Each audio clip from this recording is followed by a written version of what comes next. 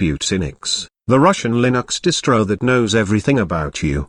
Putinix is a Russian Linux distro developed by the dear leader of Russia, specifically for the Russian citizens, as he wants to know who's talking bad about him and what not. So his solution is simple: create a monster of a Linux distribution that is Putinix, stuffed with Novichok, and other poisons. The slightest criticism will send you off to Vlad's panic room. But wait, we haven't finished on the Putinix desktop yet. You have a browser which proudly calls himself Vlad, and Vlad uses a search engine called DMITRI. You also have DMITRI's cousin search engine Nico, both of which state that, if you have nothing to hide, why worry?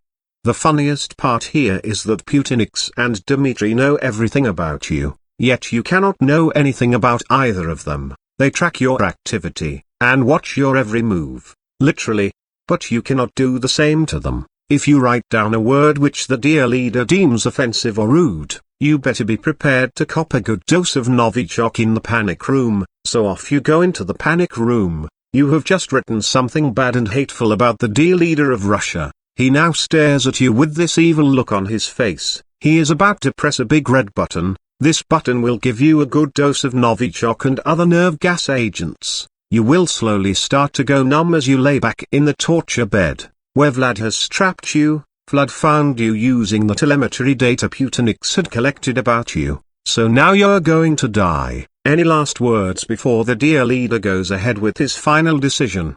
No. Good, DMITRI, start pumping the fucking Novichok. He says in his covert language that sounds a lot like gibberish.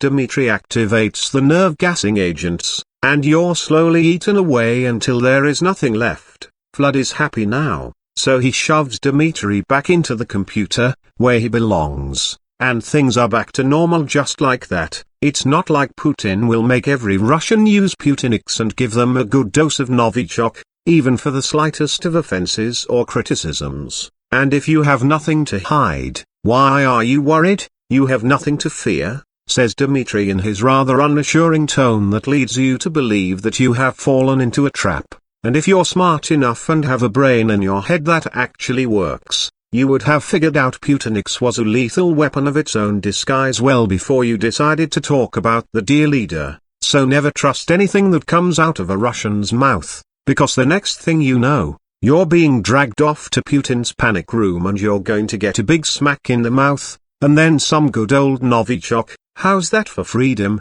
Ha ha ha.